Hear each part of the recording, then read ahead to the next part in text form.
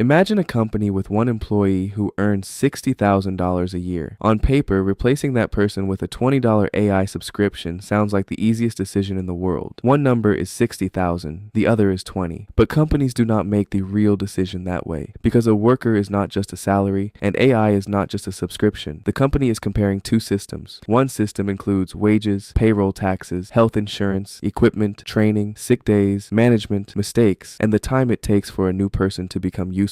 The other includes software fees, setup, testing, security, human review, bad answers, legal risk, and the chance that customers hate the result. The question is not whether AI is cheaper. It usually is. The real question is whether it can produce enough reliable work for the difference in cost to matter. That is the economics behind replacing one worker with AI, and it is much less dramatic than a robot walking into an office and taking somebody's chair. Most of the time, the company starts with a spreadsheet. Picture a customer support team with 10 people. Each worker answers emails, updates accounts, searches company policies, summarizes complaints, and passes difficult cases to a manager. The company does not immediately ask whether AI can replace all 10 workers. That would be risky and probably unnecessary. It asks a smaller question. Could AI handle the easiest 30% of the work? If the answer is yes, then each worker can now manage more customers. The company may not fire anyone that day. It may simply stop hiring the 11th person. A few months later, one employee leaves and the position stays empty. The team shrinks from 10 people to 9 without a meeting called AI replacement plan. Customers keep getting replies. The remaining workers feel busier, but the company sees lower labor costs. From the outside, almost nothing happened. Inside the spreadsheet, one job disappeared. This is why the first workers replaced by AI may be difficult to count. Economists can count layoffs. It is harder to count job openings that never appear, internships that disappear, or teams that stay smaller as the business grows. A company that used to hire 5 people for every 1,000 customers may discover that it only needs 3. The missing jobs exist as a difference between the old ratio and the new one. Nobody receives a termination email because those people were never hired in the first place. To understand why this matters so much, think about how companies usually grow. Revenue rises, demand increases, and more workers are hired to handle the extra work. Labor is often one of the largest costs in the business, so growth usually brings more payroll. AI gives the company another option. Instead of adding another person, it can buy more software, give existing workers better tools, and push more work through the same team. Software has a strange economic advantage. Once it works, copying it is cheap. A human worker can only be in one place at one time. A piece of software can be used across hundreds or thousands of tasks at once. The first version may be expensive to build, but the next use can cost very little. That does not mean AI has to become as good as the worker.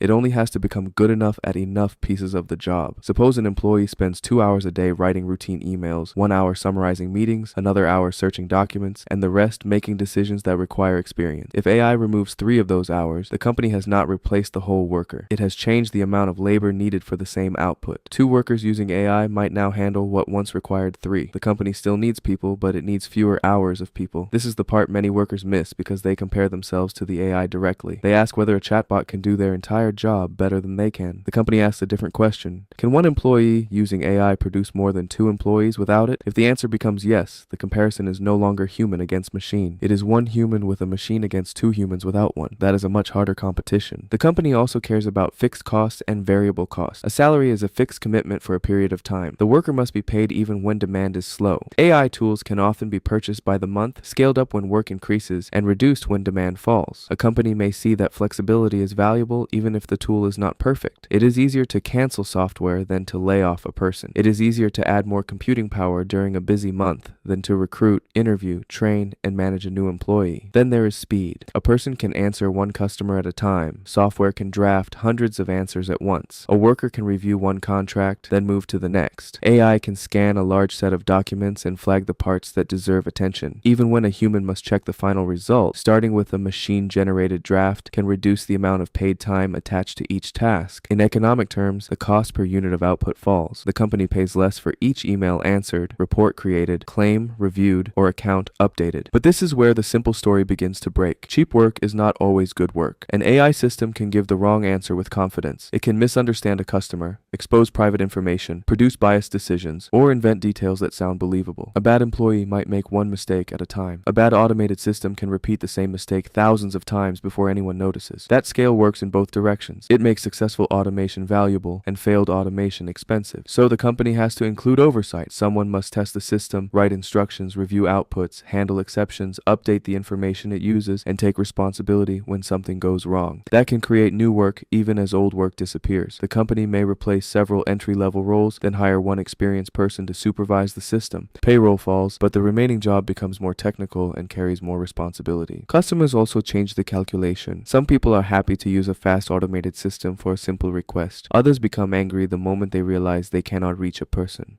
A company can save money on support and lose more money when customers leave. A bank, hospital, law firm, or insurance company may face rules that require human review. A small mistake in a casual email might not matter. A mistake involving money, health, or legal rights can become a lawsuit. The cheaper option can become the expensive one very quickly. This is why AI replacement will happen unevenly. Companies will automate tasks where mistakes are easy to detect, the work repeats often, and customers care more about speed than human connection. They will move more slowly where trust matters, situations vary, and one bad decision can cause serious damage. The easiest work to automate is not always the least skilled. It is the work that can be clearly described, measured, checked, and repeated. There is also a hidden cost workers rarely see: management. Every employee creates work for other employees. Someone recruits them, trains them, schedules them, answers their questions, reviews their performance, approves time off, and solves problems when they leave. A software system also needs management, but the company may be able to support a large amount of automated work with a much smaller group. When the company calculates the cost of replacing one worker, it is often thinking about more than that worker. It is thinking about the layers around the worker too. Now imagine the decision reaches a department with 20 employees. AI does not have to eliminate all 20 jobs to change the economics. If it helps the department produce the same amount with 15 people, the company saves 5 salaries, 5 benefit packages, 5 sets of equipment, and part of the management burden. Even after paying for software, security, and a smaller team of specialists, the savings may be large enough to justify the risk. Once one competitor proves that the model works, the others feel pressure to follow. A company that refuses to automate may have higher costs and slower service. It can keep the old system out of loyalty, but only until customers begin choosing the cheaper or faster competitor. That pressure is why the decision may spread even when executives have mixed feelings about it. A company does not need to love AI. It only needs to believe that competitors are using it to lower costs. The fear of falling behind can move faster than the technology itself. Businesses may automate too early, make mistakes, reverse course, and try again later. The direction will not be perfectly smooth, but the incentive remains. For workers, the lesson is uncomfortable. Being good at your job may not be enough if the job is built from tasks that are becoming cheap. The safer position is to understand which part of your work the company is truly paying for. Is it your judgment, your relationship with customers, your ability to take responsibility, your knowledge of the business, or are you mainly paid to move information from one place to another in a format software can learn? Come back to the original employee earning $60,000. The company is not comparing that person to a $20 chatbot. It is comparing the total cost of the current system to the total cost of a new one.